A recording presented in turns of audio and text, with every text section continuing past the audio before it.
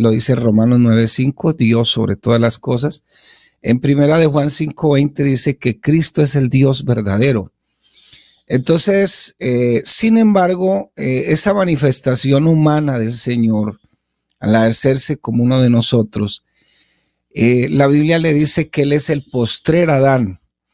El primer Adán pues no cumplió con las expectativas para lo cual fue creado, e incluso pues casi que la humanidad se ve como en un hilito cuando él tomó esta mala decisión de hacerle caso al diablo.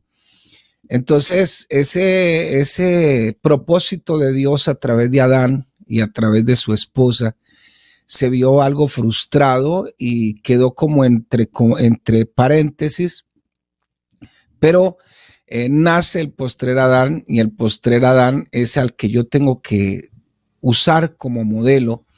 Ese postrer Adán que se manifestó para que nosotros pudiéramos tener un representante digno delante de Dios, un representante que, aunque humano, tentado en todo, dice el Evangelio de Lucas, tentado en todo no se halló pecado, y ese es el modelo que Dios en un comienzo se había idealizado con Adán, con su esposa, la ayuda idónea. Sin embargo, tenemos ahora a un modelo que es muchísimo mejor, y hoy día que hay tanta publicidad, con tanto creador de contenido, con tanta cámara, con tanto celular, porque ahora pues todo está al alcance, todo está a la mano. La gente, los muchachos, los niños quieren imitar a fulano de tal, quieren imitar al que está de turno. Incluso hay gente que compró una cantidad de equipos porque creyó que todo esto de las cámaras, de transmitir esto era súper fácil. Sin embargo, vemos que algunos que generan, monetizan muchísimo dinero, son personas que montan un contenido que para nada tiene fruto, que para nada tiene un contenido que realmente valga la pena. Sin embargo, vemos que tiene una cantidad de seguidores y monetizan millones de pesos mensuales. Por ahí decían que aquí en Colombia hay uno que monetiza casi 2.000 millones de pesos en el mes. Imagínense ustedes. Y sin embargo, usted ve sus videos y esos videos no tienen nada de juicio, nada de fundamento, no hay nada que aprenderles. Son, como decimos popularmente aquí en Colombia, son puras bobadas, puras babosadas, donde no se puede aprender nada. Entonces, en medio de toda esa turbulencia es donde nosotros tenemos que constatar cuál es nuestro verdadero modelo, qué es lo que quiere Dios con nosotros.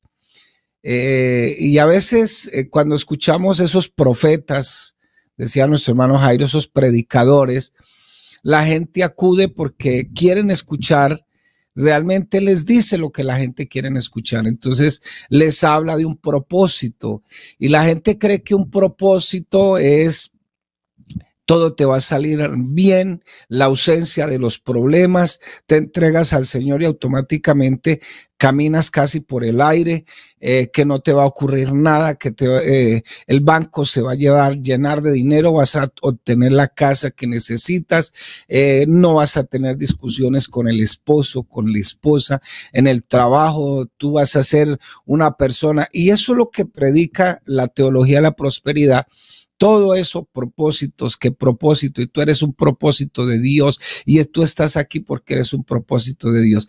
Y aunque la palabra propósito la usan para algunas cosas, realmente el objetivo de Dios con sus propósitos están muy lejos de lo que esos predicadores normalmente le dicen a las personas. Y la persona, pues en medio de su angustia, en medio de todo lo que vive, quiere que Dios haga algo. O sea, te sacó de allá y quiere que de una vez te ponga aquí sobre el aire y que vas a pasar por encima de todas las cosas que te están incomodando en ese momento. Pero realmente ese no es el evangelio. Ese es el evangelio de algunos profetas, o más bien apóstoles, y esos apóstoles no están cumpliendo el requisito bíblico de ninguna manera.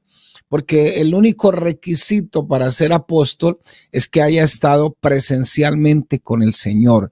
Y esos sinvergüenzas, por así decirlo, no han estado ahí directamente, no lo han visto cara a cara.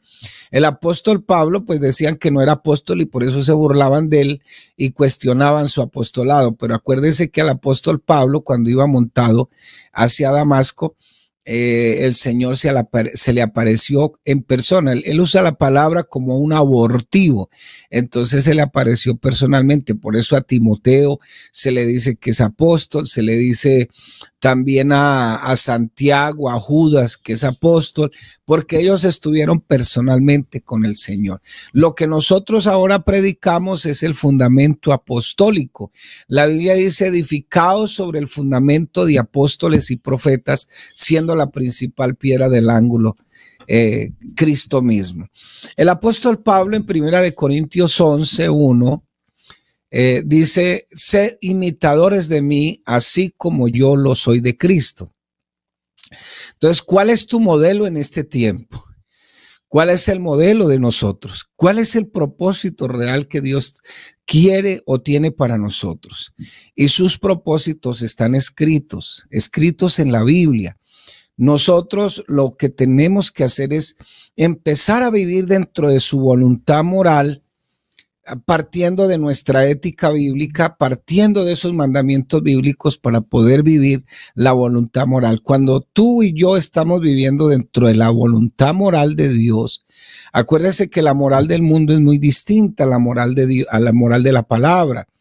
En la moral del mundo, 2 hombres se pueden casar, 2 mujeres se pueden casar, se practica la eutanasia, el aborto, ¿qué más? Una cantidad de cosas que van en contra de la moral que enseña la Biblia. Entonces, la mujer se puede vestir casi desnuda, no hay ningún problema, etcétera, etcétera. Y añádale ahí todo lo que usted de pronto ha escuchado y ha visto. Esa es la moral del mundo. La moral de Dios va en contra de toda esa moral. Entonces, si tú empiezas a practicar la moral que está en la Biblia, que es la voluntad moral de Dios, entonces, por ejemplo, huye de las pasiones juveniles. Esos son los mandamientos que Dios está dando. No hay que orar ni hay que ayunar para entenderlos. Que la voluntad de Dios es vuestra santificación, o sea, que te apartes del mundo, que te apartes de todos esos pensamientos relativistas, de todos los pensamientos humanistas, que te apartes de todo, porque esa es la santidad. La santidad significa que el Señor nos ha sacado del mundo y nos tiene ahora sentados en los lugares celestiales con Cristo Jesús. Nos ha apartado para la gloria de su nombre. Entonces, eso significa santidad. Entonces, la voluntad de Dios es vuestra santificación. Huye de la fornicación, dice la palabra de Dios. Y la palabra fornicación envuelve en todos los pecados sexuales. Todos los pecados. Cuando nosotros empezamos a vivir dentro de la voluntad de Dios, la voluntad moral de Dios, entonces Dios empieza a revelarnos su voluntad específica. Esa pregunta que tú te estás haciendo acerca de la voluntad de Dios, y cuando nosotros empezamos a practicar la voluntad moral de Dios, automáticamente la voluntad específica de Dios empieza a darse en nuestra vida, porque Dios quiere lo mejor para ti. Eso sí es verdad. Quiere lo mejor y Dios no te va a esconder su voluntad específica. Entonces, ahí es donde nosotros tenemos que preguntarnos cuál es nuestro modelo a seguir. El apóstol Pablo nos dice en Efesios capítulo 4, versículo del 11 al 16, y él mismo, o sea, el Señor mismo, constituyó a unos apóstoles, a otros profetas, a otros evangelistas, a otros pastores y maestros, a fin de perfeccionar. La palabra perfeccionar viene de una palabra griega que significa catartismos. El original es catartismos y da como la idea del famoso sobandero. Hoy le llamamos fisioterapeuta, da la idea de ese famoso sobandero, para perfeccionar a los santos, para la obra del ministerio. La palabra ministerio no es que pastores, vamos a ser pastores. vamos a toda hora a ser pastores. No, la palabra ministerio se traduce de una palabra que se llama diaconía y que tiene que ver con el servicio, con lo que yo tengo de Dios. Entonces, Dios nombró a algunos a fin de perfeccionar. Entonces, a veces el siervo de Dios tiene que apretar, tiene que acomodar, por eso le estaba diciendo que da como la idea del sobandero, del fisioterapeuta, aplica carga estática, aplica corriente estática, aplica algunos aceites para poder sobar, apretar, acomodar, y eso es lo que hace el predicador. Entonces, ¿para qué? Para que los santos, ¿y quiénes son los santos? Pues son la iglesia, los que han aceptado a Cristo como su único y suficiente Salvador, los que creen que la Biblia es la palabra de Dios, los prepara, o sea, el predicador los prepara, los perfecciona para la obra del ministerio, o sea, para que le sirvan al Señor, no solamente en la congregación, sino allá afuera, que sean lo mismo que son aquí adentro, sean allá afuera, para la edificación del cuerpo de Cristo. La palabra cuerpo de Cristo tiene que ver con la iglesia. Es la iglesia, esa iglesia linda, a pesar de todas nuestras imperfecciones. Dice, hasta que todos lleguemos a la unidad de la fe. Todos logremos un acuerdo entre lo que dice la Biblia y lo que practicamos, y del conocimiento del Hijo de Dios, a un varón perfecto. Y estamos hablando del modelo que vamos a seguir, a la medida de la estatura de la plenitud de Cristo. O sea, tu modelo es ese varón perfecto. Fíjese, dice el Hijo de Dios, ni siquiera está hablando de ese varón como Dios, porque como Dios es inalcanzable, imposible, pero está hablando de ese varón perfecto a la estatura de la plenitud de Cristo. Por eso Pablo dice, sed imitadores de mí como yo lo soy de Cristo. ¿Para qué imitar? Para que ese modelo se encaje en nuestra vida, nosotros podamos ser imitadores de él en todo. Entonces, ¿para qué? Para que ya no seamos niños fluctuantes, niños espirituales, niños que se dejan arrastrar por cualquier corriente de doctrina, cualquier pensamiento, cualquier emoción, porque ahora ese es el otro problema que estamos viviendo. Todo es por emociones. Por eso el humanismo está tomando fuerza, porque el centro de atención es el ser humano.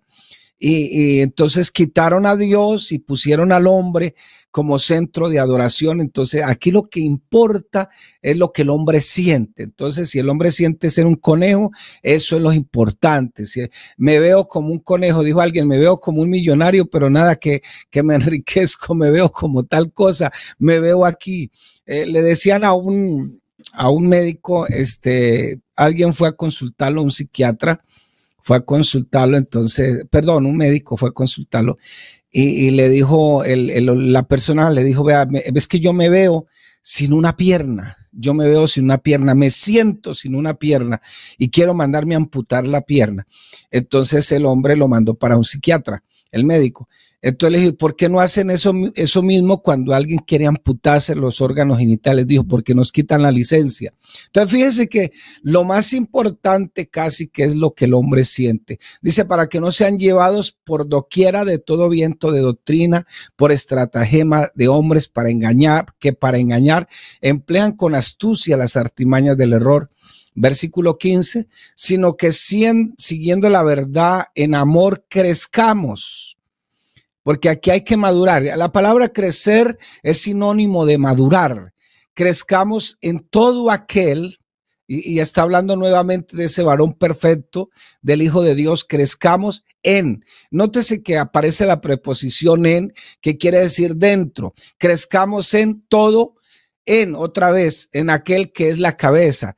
Esto es Cristo. Y dice a Pablo, sed imitadores de mí como yo lo soy de Cristo. Versículo 16, de quien en todo el cuerpo bien concertado y unido entre sí por todas las coyunturas que se ayudan mutuamente según la actividad propia de cada miembro, recibe su crecimiento para ir edificándose En amor. Entonces, ¿cuál es tu modelo a seguir? ¿Cuál es tu modelo? ¿Es tu pastor? ¿Son los diáconos de la iglesia? ¿Son los líderes? ¿Cuál es el modelo que tú estás siguiendo? Es cierto que cuando un creyente en la iglesia afecta a otro creyente, uno se desanima. Anteayer, el sábado estábamos hablando de un texto que tiene el apóstol Pablo, o nos lo escribe el apóstol Pablo en Primera de Corintios capítulo 6, donde dice, no seas tropiezo, ni para judíos, bueno, alguien que tenga su religión, ni para gentiles. Hay gente que no cree, pero sí cree. Hay gente que no cree, pero sí está viendo. Ni a gentiles, ni a la iglesia de Cristo le seas tropiezo. Y pues Dios nos ayude, porque tenemos siempre la tendencia a ser pecadores y a escoger lo que nos gusta, pero para no hacer pecar a los demás. Pero la pregunta aquí es, ¿cuál es tu modelo a seguir? ¿En dónde estás poniendo la mirada? ¿Dónde estás mirando?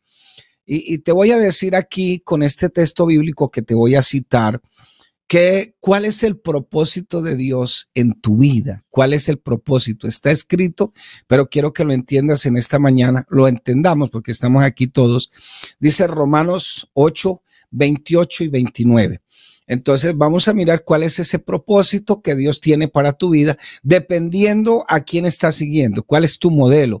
Cuando la persona sigue a un hombre, tiene un problema serio, porque se desanima y se puede ir hasta la de la iglesia.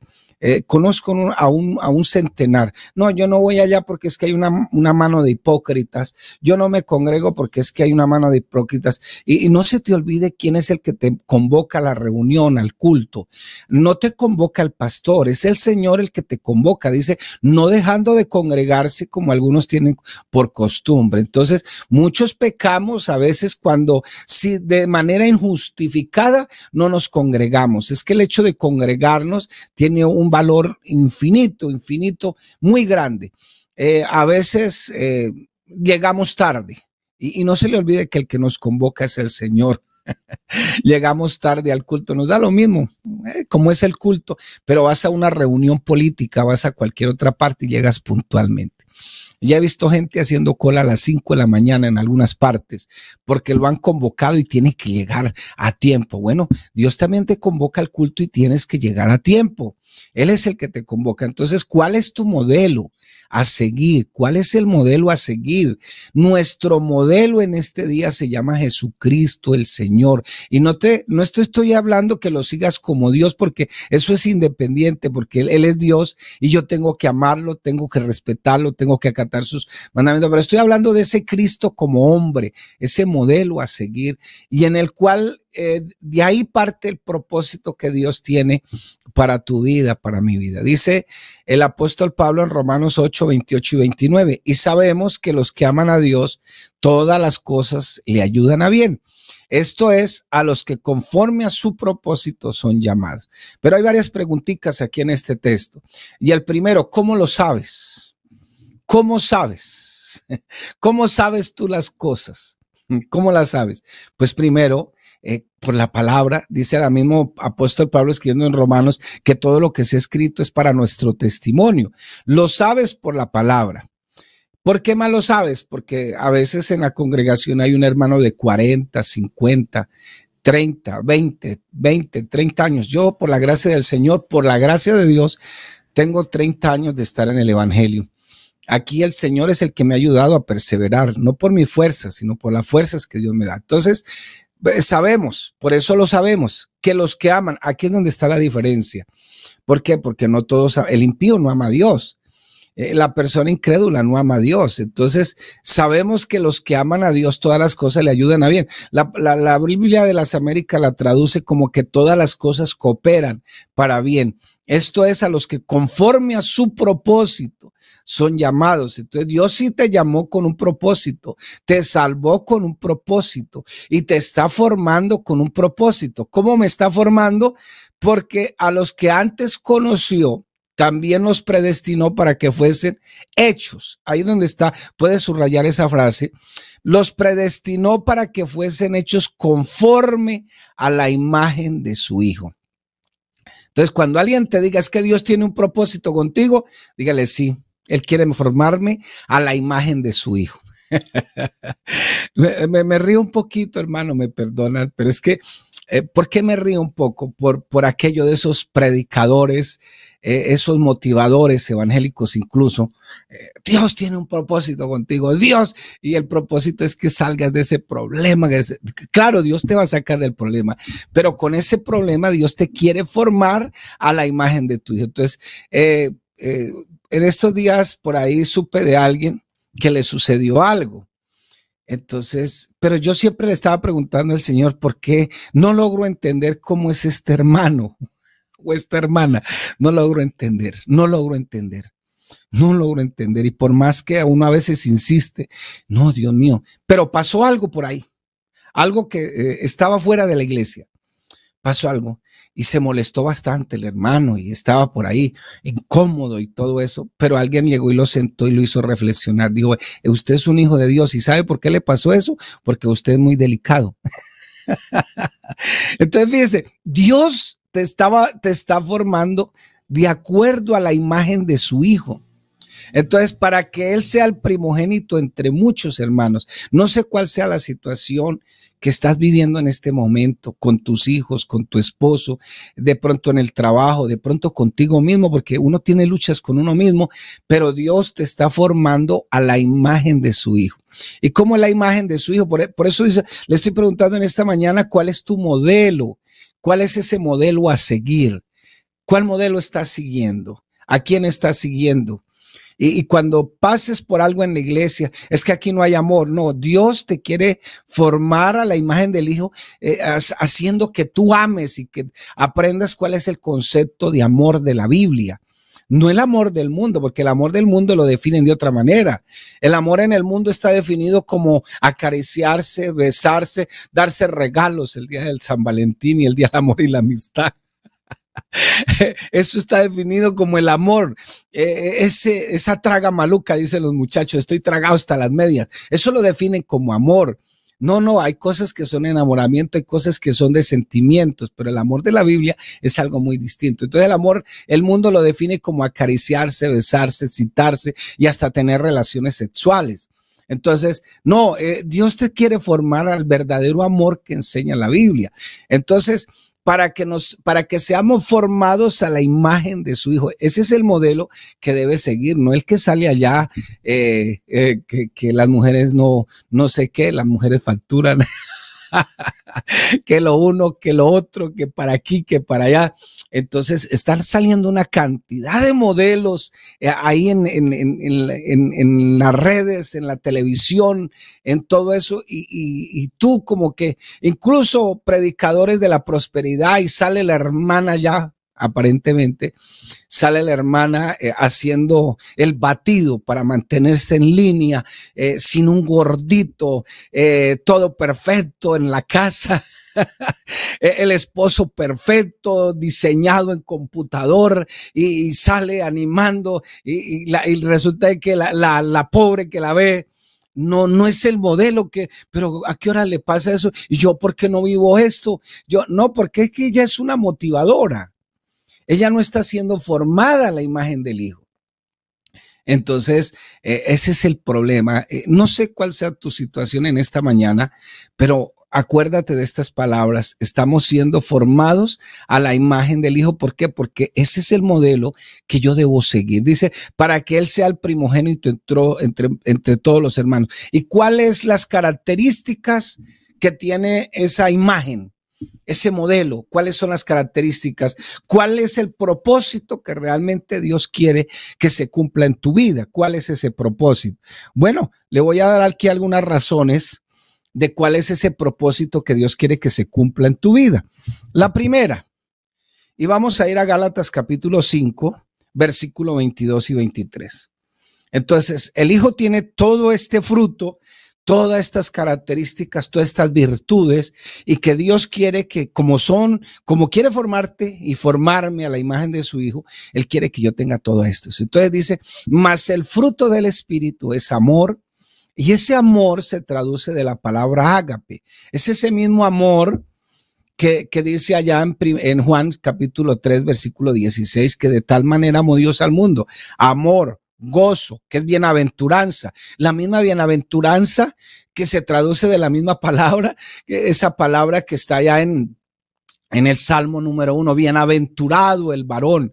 Las que están en Mateo capítulo 5, todas esas bienaventuranzas, todo eso, esa bienaventuranza, ese gozo que solo se puede obtener en el Señor. Mas el fruto del Espíritu es el amor. Dios quiere que tú conozcas qué es el verdadero amor, esa virtud que me sirve para abrazar, para acariciar, para besar dentro del matrimonio, por supuesto, y para expulsar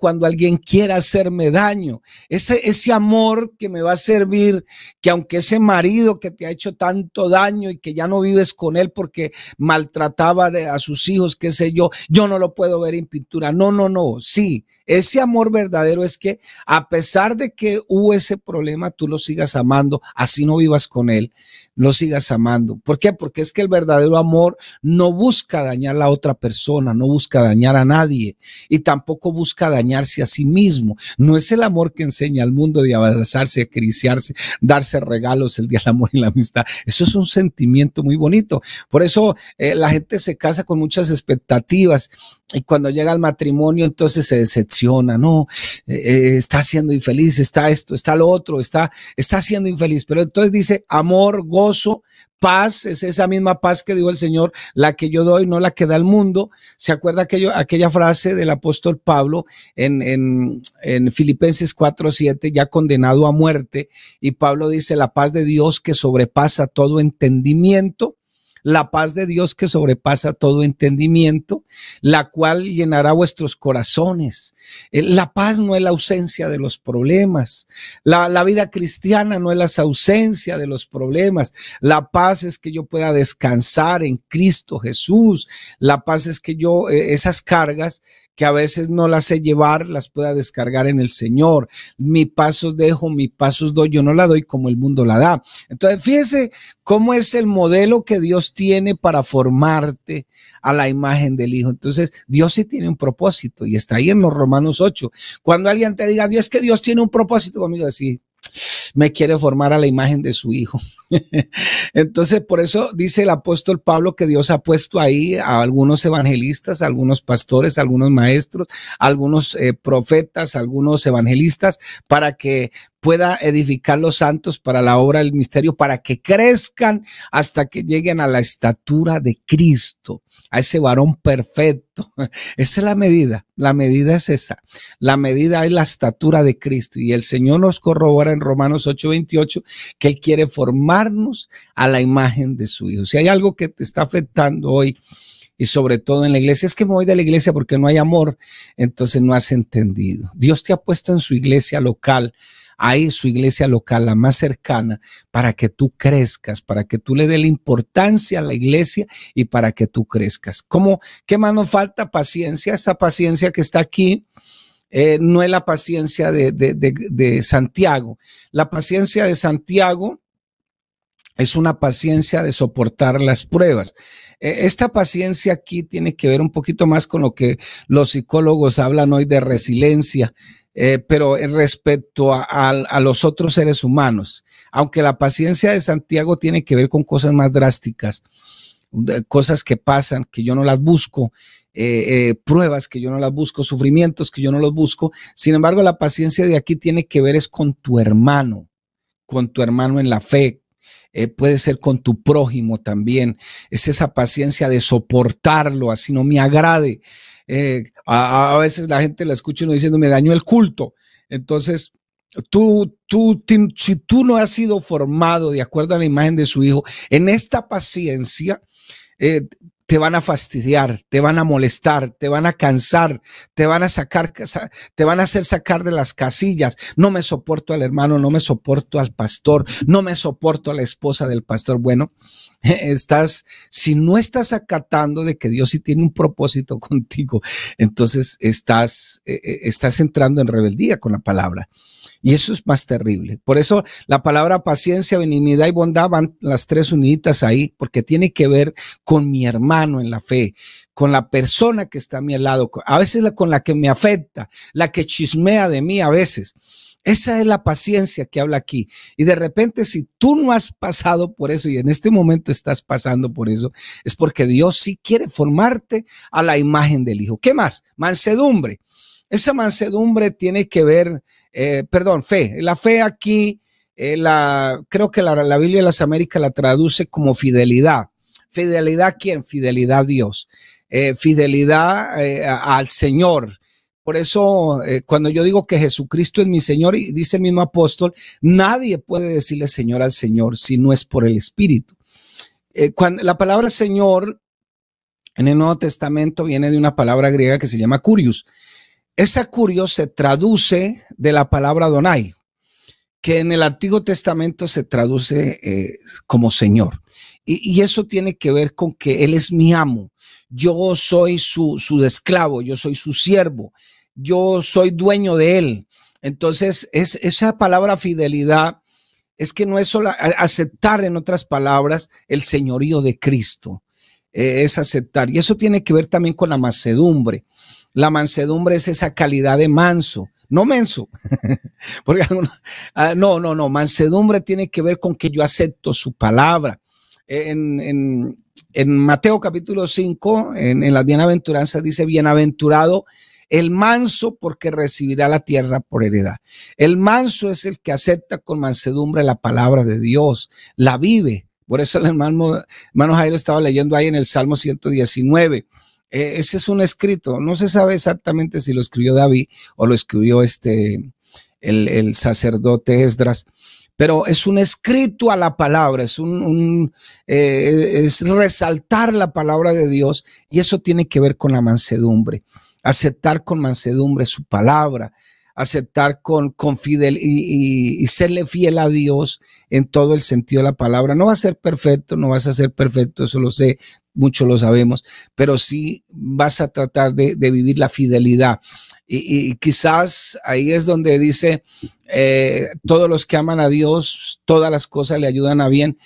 ¿Cuáles cosas? Lo bueno, lo malo, las tentaciones a veces. ¿Y por qué las tentaciones, pastor? Si la Biblia dice que Dios no puede ser tentado. Bueno, las tentaciones a veces Dios las permite sencillamente para que tú y yo descubramos que todavía hay algo negro y oculto ahí en ese ser y que necesitamos más del Señor. Y van a venir. Y quizás tú tendrás más inclinaciones de una parte que de otra. Y van a venir esas tentaciones, van a venir esas dificultades. Entonces, fidelidad, mansedumbre, templanza, tiene que ver con el dominio propio. No es cuando yo quiero, a la hora que yo quiero y como yo quiero. No, tengo que sujetarme. Y sobre todo, ese dominio propio tiene que ver en la práctica. ¿Qué haces tú metido por allá donde sabes que eso te afecta? O sea, no logras comprender tu carácter. Un buen líder no puede ser líder si no logra controlar su temperamento, no tiene dominio propio. El dominio propio tiene que ver con todo eso. Y entonces dice el Señor aquí en la palabra, contra tales cosas no hay ley. Si tú te has preguntado cuál es el modelo a seguir, bueno, te estoy dando unas características de cómo quiere formarte Dios en su propósito para que seas un modelo también a seguir. Dijo Pablo, sé imitadores de mí como yo lo soy de Cristo. ¿Tú a quién estás imitando? Y no es malo que imites a tu pastor. Yo me acuerdo que cuando yo recién entré al evangelio, o sea que ese niño debe estar como de unos 25 años por lo menos, o 30 ya. Había un niño y había un hermano que él es pastor ahora también. Incluso él fue mi pastor cuando yo llegué. Después fue mi pastor porque lo nombraron pastor asistente. Pero ese hermano tenía una cualidad muy linda, y es que para dirigir los cultos, Dios mío, Dios usaba a ese hombre, una cosa impresionante. Entonces, en la primera fila se sentaba un niño y él trataba de vestirse igual al hermano. Le miraba el peinado, él se peinaba de medio lado y él se hacía así, se peinaba así de medio lado, tratando de imitarlo porque quería ser igual a él, quería ser igual a ese hermano. A nuestro hermano que ahora es pastor, quería ser así. ¿Tú cómo quieres ser? Y bueno, Dios sí tiene un propósito contigo en esta mañana, y gracias a Dios que podamos entender esto y que eso que te está afectando no te haga salir del evangelio, no te vayas del evangelio, no te haga salir de pronto algún hermano que está afectando tu vida en la iglesia. Qué bueno que entiendas que Dios sí tiene un propósito para que tú lo soportes y lo ames.